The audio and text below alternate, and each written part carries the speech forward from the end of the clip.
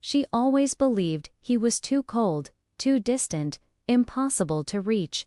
But that morning, when the mountain shook and the ground split beneath their feet, Lívia discovered a side of Jun-ho no one had ever seen. The warmth he'd been hiding behind all that silence. And when the two of them ended up trapped alone in the forest with the night falling heavy and the cold biting straight through their clothes, she'd realized, far too late to pretend otherwise, that the man she feared the most was the one her heart had been waiting for. Because that night, while the mountain collapsed on the outside, something much deeper was shifting inside them. And nothing, absolutely nothing, would ever be the same again. Before we dive into this emotional and intense story, tell me in the comments, from which city are you watching this video? And when we reach the end, don't forget to rate this story from 0 to 10. Let's begin. Morning, at the High Valley Research Station, began like so many others, cold, quiet, and carried by the sharp wind descending from the mountains, making the improvised flags slap loudly against the metal poles. The sun struggled to pierce through the low clouds, tinting everything with a pale, almost melancholic light. Lívia walked quickly between field tables, sample boxes, laptops balanced on metal drums, and stacks of equipment. Her ponytail bounced with the same hurried rhythm as her boots, and her light brown eyes scanned every detail as if everything depended on her. The icy air left her cheeks slightly flushed, but she never slowed down. She was known for that. For her precision, for her cold focus, for her inability to stop, not even when her body begged for rest. Jun-ho watched from a distance. He stood beside the storage containers, checking supply codes, lifting boxes effortlessly, organizing everything with almost military rigidity.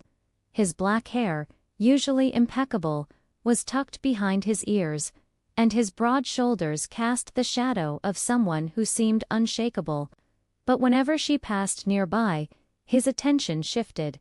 She didn't notice. He never allowed her to notice. "I need the Northern Trail samples. They're in Box B7, Lívia said, not even stopping, not even looking at him. Jun-ho reached into the correct box, pulled out the package, and handed it to her with precise movements. "Be careful transporting that. The temperature dropped more than expected this morning," he warned. "Seriously," she muttered, jotting something down. "Great. One more problem for today." He simply nodded. But as she walked away, Jun-ho noticed something she herself didn't see. The slight tremor in her hand as she held the clipboard. Fatigue, lack of sleep, or maybe the weight of holding everything together alone. He wanted to say something, anything, but as always, he didn't. Between them, there was only that strange distance, too professional, too cold, almost tense, and yet, inevitable. The first tremor, a low subterranean rumble, traveled through the ground like a whisper of warning. Lívia paused for a second. Jun-ho lifted his head quickly, like an alert animal. The tables vibrated faintly. A metal cup rolled off and hit the ground. The station's flag trembled with unusual force. The ground stilled again, but the silence that followed was much heavier than the tremor. "Was that a?" Lívia began. "A small quake," Jun-ho replied, but his tone didn't say small. It said danger. Lívia exhaled. "Perfect. I hope there isn't another." Jun-ho watched her for a few more seconds. His eyes carried something she didn't know how to read yet. Concern, maybe. Or something deeper, hidden behind all that rigid posture. He opened his mouth to say something, but someone called his name, and the moment dissolved. Still, as the wind whistled between the metal structures, both of them felt the same uneasy sensation. The mountain was waking up. And when it did, nothing between them would remain the same. The ground vibrated first like a distant warning, almost a growl rising from the depths of the mountain. Lívia lifted her head. At the same moment a metallic creak rippled through the entire research station. Hanging lamps swung violently, and the sound of the wind was swallowed by something much deeper, sharp, heavy crack that made her heart freeze. The real quake hit right after. The ground shook with enough force to topple instruments, laptops, metal cases. A whole shelf fell, scattering equipment across the hard-packed dirt. People began running outside the containers, shouting instructions lost beneath the shrill alarm that erupted a few meters away. "Everyone to the safe zone. Move," someone yelled. Lívia was already moving, helping a fellow researcher hold a crate full of fragile glass samples, trying to keep them from smashing on the ground. The woman's grip slipped, and Lívia caught the side of the box at the last second. "Leave it," the researcher shouted, panicked. "Go outside." "I just need to set this on the table," Lívia insisted, turning to steady the jars. The shaking intensified.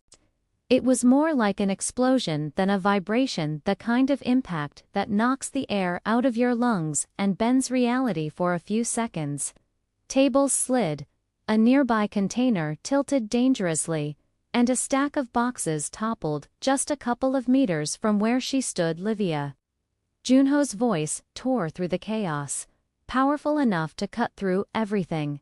"Get out of there now." She turned, startled by the tone. There was nothing cold in it. There was fear. She tried to run for the exit, but a ceiling sensor fell, rolling toward her feet. She stumbled.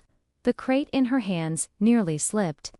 Jun-ho appeared at her side like a strike of lightning, grabbing her arm with firm hands and pulling her upright before she could fall. "Come on," he shouted, his body shielding hers as they ran outside. They reached the open area just as one of the containers buckled, one corner collapsing into the ground.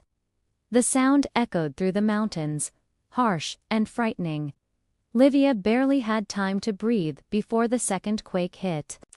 The ground slammed again harder, more violently, kicking up clouds of dust and making the nearby trees sway, as if an invisible storm was ripping through the valley. "Get away from the slope," someone screamed from across the station. But it was too late. A massive crack split the air. A landslide began high up the mountain, the roar of shifting earth growing louder by the second. The ground beneath the station trembled again, hard enough to open a jagged line through the soil, a wound spreading rapidly beneath their feet. "Jun-ho," Lívia whispered, feeling the earth literally slipping away. "Stay with me," he ordered, gripping her hand tightly. The earth gave way. They fell. The world became dust, branches, rocks. Lívia's body was thrown sideways, dragged down the slope. But she didn't let go of his hand, or maybe he didn't let go of hers. The ground slid like loose sand, and every rock struck their skin, ripping small groans of pain from her lips. "I'm here," he shouted, not knowing if she could hear him. "I'm not letting go of you, Lívia. I won't let go." The fall felt endless. Dirt, leaves, roots, and the weight of her own body slamming again and again onto the shifting ground. He tried to pull her closer, gripping hard, using his own body to block the worst of the fall. When they finally stopped, silence hit too fast. The air was thick with dust. Lívia coughed hard, desperate to breathe. Her heart pounded against her ribs, like it was trying to escape. Jun-ho was on his knees beside her, still holding her hand. They were in a narrow forest clearing, surrounded by dense, towering trees. Above them, the collapsed slope loomed like a raw wall of earth, completely sealing off the way back. The station was gone behind a barrier of fresh dirt and broken roots. Lívia tried to stand, but her leg buckled. Jun-ho caught her by the shoulders immediately, his face streaked with dust, his eyes sharp with concern. "Are you hurt?" he asked, voice rough. Can you move your leg? She swallowed, struggling to steady her breathing. I think so. I just got scared. Jun-ho looked up at the mountain, then back at her. He inhaled deeply, forcing calm into his voice. The clearing was isolated. The slope was blocked. Communication was likely down, and they were alone there. The mountain had swallowed everything except the two of them. Dust still hung in the air when the silence of the clearing finally began to break. The wind slipped between the tall trees, carrying a cold that cut through their clothes and reached the skin like thin blades of ice. Lívia took a slow breath, trying to understand where they were, but all around them was only dense forest. Damp trunks, exposed roots, and unstable soil that dipped with every step. The station. There was no sign of it, no radio static, no distant voices, no lights. Only the deep, constant murmur of the mountain adjusting after the quake. Lívia shifted her weight onto her left foot, and pain shot up her calf. She immediately pressed one hand against a nearby tree to keep from falling. You twisted your ankle, Jun-ho said, his voice low and steady, as though he had diagnosed it long before she tested it. I'm fine, she insisted too quickly, almost reflexively. It was just the scare. Jun-ho frowned. He didn't believe her. He never believed her, I'm fine. And she knew, in that second, that he was seeing far more than she wanted him to. He stepped ahead a few paces, analyzing the clearing, the broken branches, the angle of the slide, the pattern of disturbed soil. His body shifted into instinctive protection mode, shoulders tense, eyes scanning everything, breath controlled. As if the chaos had awakened something inside him, something precise, old, and undeniable. We fell at least 10 meters, he murmured. And the landslide completely blocked the way up. We can't climb back. Lívia looked at the raw wall of earth behind them. The slope was a fresh wound, impossible to scale without gear. She swallowed hard. Then let's find another way, she said, trying to sound steady. She took 2 steps. The third failed. Her foot slipped. Pain shot up her leg, sharp and involuntary. She bit back a cry. Jun-ho appeared at her side instantly, gripping her arm before her knee touched the ground. Stop, he said firmly. Don't push it. She pulled her arm back, frustrated not with him, but with herself. I don't want to slow you down, she muttered, refusing to meet his gaze. Jun-ho drew in a deep breath and stepped closer. Close enough that she felt his warmth despite the mountain's icy air. You're not slowing me down, he said without hesitation. You would never be a burden to me. Her chest tightened with a strange emotion she didn't know how to name. She looked away, but he stepped around and stood directly in front of her, forcing her to look at him. You always try to do everything alone, he said. Even when you're hurt. Even when you're shaking.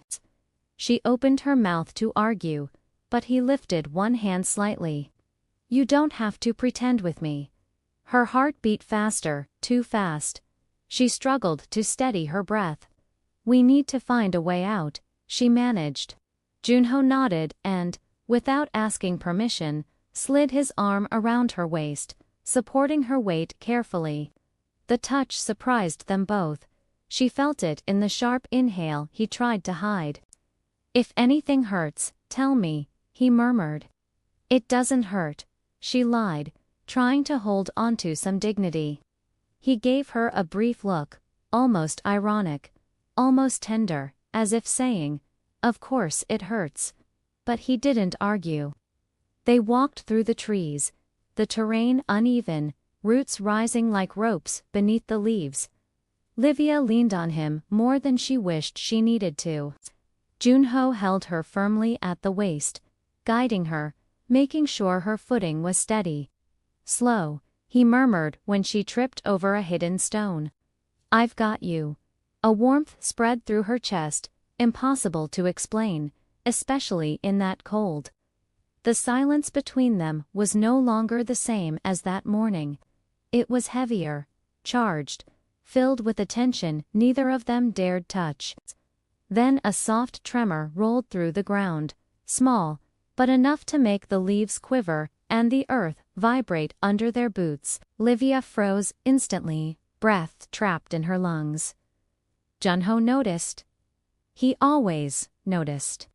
"Hey," he whispered, leaning closer, his voice warm and low. "It's okay. It'll pass." But it didn't pass quickly enough. The tremor grew slightly stronger, making the ground tilt under them. Lívia lost her balance, feet slipping on loose soil. She gasped, a sound sharper than the cold. Jun-ho caught her before she fell. One arm wrapped tightly around her waist, the other slid up her back, pulling her firmly against his chest. She collided with his body, warm, solid, breathing hard. He held her completely, like it was instinct, like it was the only thing he knew how to do in that moment. Lívia clutched his shirt without realizing it. Jun-ho closed his eyes for a second too long. The tremor stopped, but he didn't let her go. And she didn't ask him to. Their breaths mixed in the cold mountain air. The embrace lasted far longer than any excuse could justify. And when they finally stepped apart, something had changed. In his eyes, in hers, in the air between them. The mountain was still dangerous. The cold, relentless. The forest unknown. But now, another force had awakened, quiet, intense, and impossible to ignore. A force neither of them was ready to admit. But both of them already felt. Night swallowed the forest slowly, until all traces of daylight disappeared behind the mountain. As the temperature dropped, the cold hardened into something sharp, almost metallic, carried by a wind that howled between the trees like a long, distant lament. Lívia wrapped her arms around herself, trying to quiet the tremor in her body, and not just the one caused by the cold. Her ankle throbbed with every step, each movement becoming more painful than the last. Jun-ho walked close beside her. Silent, alert, unwavering. He didn't complain. He didn't hesitate. He moved with a focus that felt like instinct, an instinct that was directed entirely toward her safety. After several minutes of trudging through the uneven forest floor, he stopped abruptly. "Here," he said, his voice low but certain. Lívia followed his gaze and noticed a cluster of thick, twisted roots embracing a large rock. Beneath them, a narrow opening formed a sheltered pocket. Not exactly a cave, but enough to block the wind and hold some warmth. A natural refuge. "It's the best we'll find before it gets completely dark," Jun-ho assessed. Lívia stepped inside first, using the roots for balance. The small chamber was cold, but mercifully dry. Jun-ho entered behind her, and the tiny space instantly felt even smaller with him inside. His presence warmed the air, or maybe it was simply her reaction to him. He set his backpack down and started checking their supplies. 2 emergency blankets, he listed, pulling out the thin silver sheets. 1 flashlight, half battery, a canteen, and that's it. "That's it?" Lívia asked, trying not to sound worried. "That's it," he confirmed. "And we'll have to make it work." Night fell like a weight. The cold followed immediately, sinking into their bones. Jun-ho kneeled beside her, bringing the flashlight close to her ankle. Lívia felt a shiver run up her spine, not just from the temperature, but from the closeness of him. The shadows danced across his face, making his expression softer, more human. "I'm going to check it," he murmured. His fingertips touched her skin with a gentleness that didn't match the strength of his hands. It was careful, professional, and something else entirely. Something warm. something he was trying and failing to hide. She watched him silently, aware of every brush of his fingers, every breath he released. It's not broken, Jun-ho concluded. But it's swollen. You need heat. Otherwise it'll get worse. Lívia drew in a shaky breath. Jun-ho, he lifted his head. His eyes met hers. And in that instant, she saw everything he tried to bury behind discipline and control. You're cold, he said. Of course I am, she replied. That's not all, he whispered. The air between them thickened, heavy, warm, dangerous. He wrapped one emergency blanket around her shoulders, then spread the second over both of them. He hesitated for a second, before sitting close enough that their shoulders brushed. We need to share body heat, he said, trying to keep his voice steady. It's survival, she replied softly, helping him preserve his composure. It is, he echoed, though the slight tremor in his voice revealed another truth. He moved closer, a little more, and then a little more, until his arm slid behind her back, pulling her gently into him. Lívia's breath caught. Her body fit against his, as if it had always belonged there. The warmth of him seeped through her clothes, through the thin blankets, through her skin. Tell me if it hurts, he murmured near her ear. It doesn't hurt, she whispered. And they both knew she wasn't talking about her ankle. Silence returned, but now it was charged, electric, intimate, alive. Jun-ho broke it with a breath. I watch you, he confessed quietly. I have for a long time. Lívia's eyes widened. What? You don't notice, he said, voice steady but vulnerable. But I see everything you try to hide. How hard you work. How you push through exhaustion. How you pretend nothing affects you because you think no one cares. Lívia swallowed, her heart rising painfully in her chest. Why didn't you ever say anything? He hesitated, as if afraid of the truth. You always felt far away, he said. Too distant, too untouchable. I didn't want to cause trouble. I didn't want to make you uncomfortable. You never made me uncomfortable, she whispered. But you unbalance me. More than you should. He lifted his head, his eyes dark and intense, studying her as if memorizing every detail. Lívia. Her breath faltered. His forehead touched hers first. Then the tip of his nose brushed her temple. Then she felt his breath on her lips. He paused, giving her space to pull away. She didn't. Their lips met. The kiss was slow, controlled, trembling with everything they had held back the entire day. Fear, relief, long-buried attraction, the shock of still being alive. Lívia gripped the fabric of his shirt. Jun-ho pulled her closer by the waist, drawing her fully against his chest. The kiss deepened, softened, then deepened again. When they finally broke apart, both were breathing unevenly, their foreheads still touching. Jun-ho closed his eyes. I'm going to keep you safe, he murmured, voice rough with emotion. Here, and when we get out of this, nothing is going to happen to you. Not while I am here. Lívia rested her face against his chest. For the first time that day, she didn't try to pretend she didn't need him.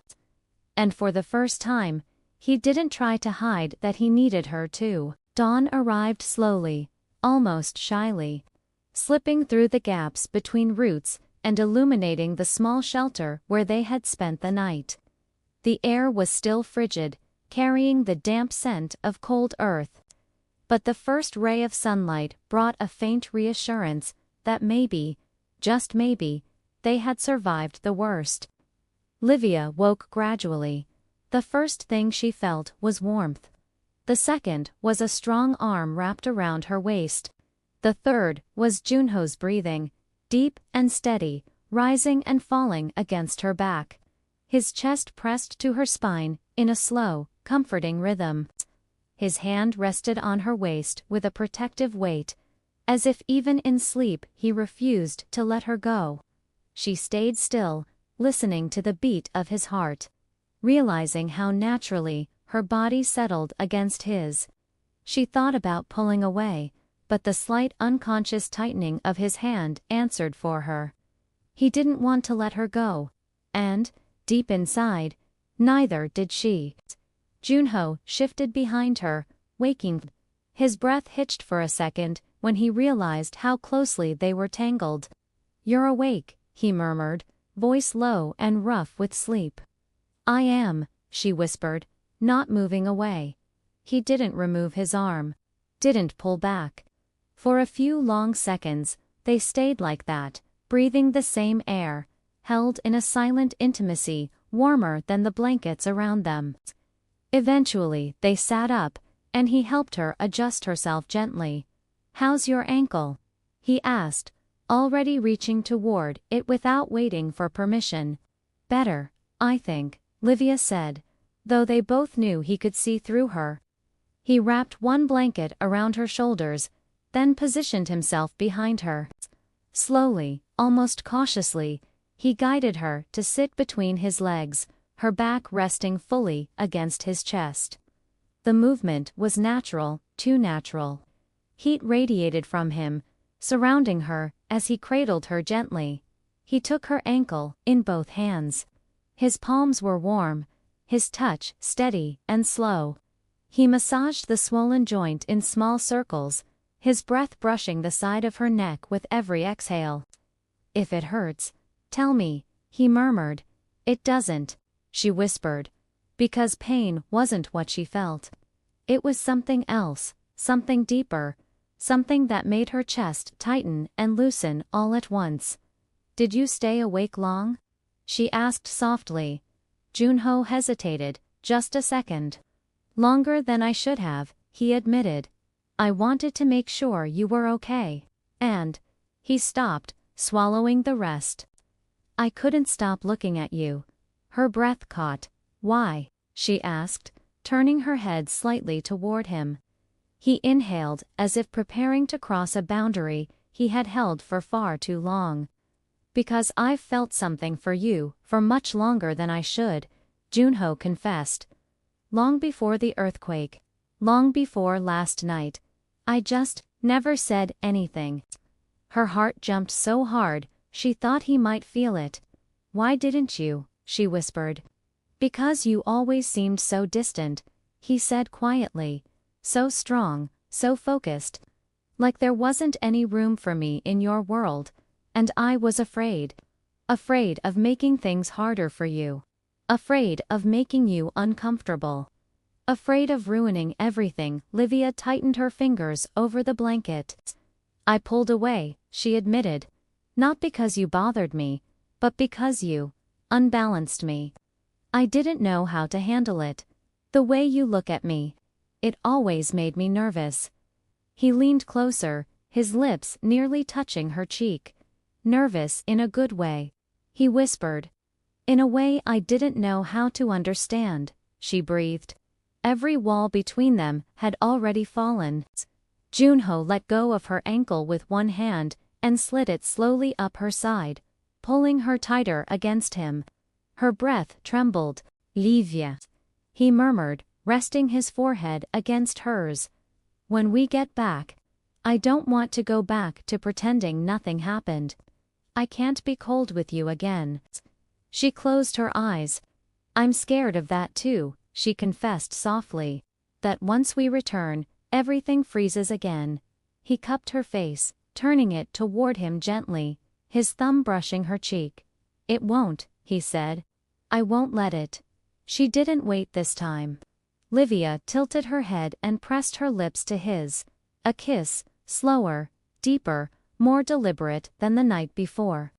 It wasn't born from fear this time, but from choice. He held the back of her neck, kissing her with a kind of aching relief, pulling her closer until her hands curled into his shirt.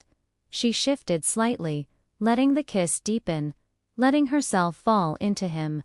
When they finally parted, breathless, he touched his forehead to hers.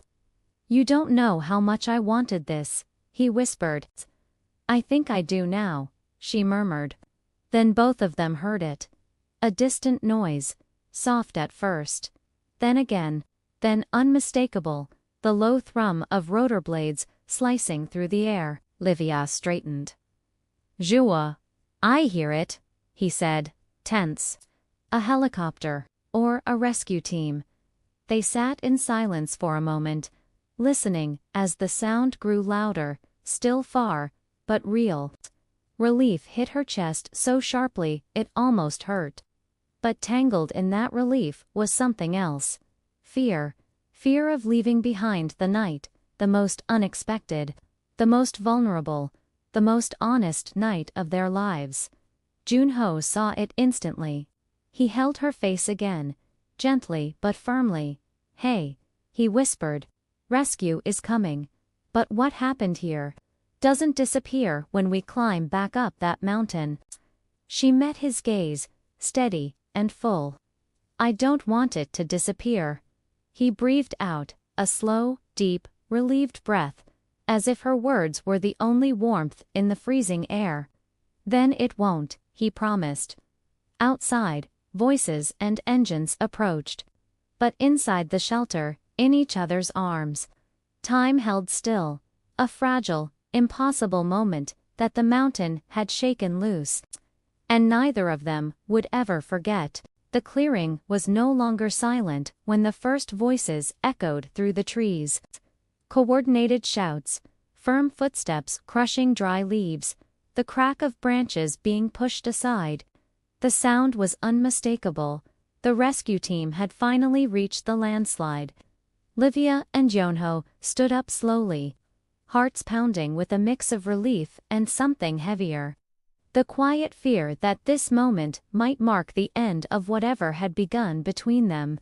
Down here, Jun-ho called, moving toward the least steep portion of the slope. A helmeted head appeared at the top, then another, then a third. Ropes were tossed down, secured to sturdy trees. One of the rescuers waved. Stay where you are. We're coming down. They moved with practiced efficiency, descending the ropes with steady precision. Within minutes, 3 rescuers reached the clearing. She twisted her ankle, Jun-ho said before anyone even asked. I'll help her climb. Lívia felt a warm knot tighten in her chest. He didn't notice, or he noticed too much. We'll go up slowly, one of the rescuers said. He goes first. Lívia opened her mouth to object, but Jun-ho had already passed them his backpack and positioned himself at the rope.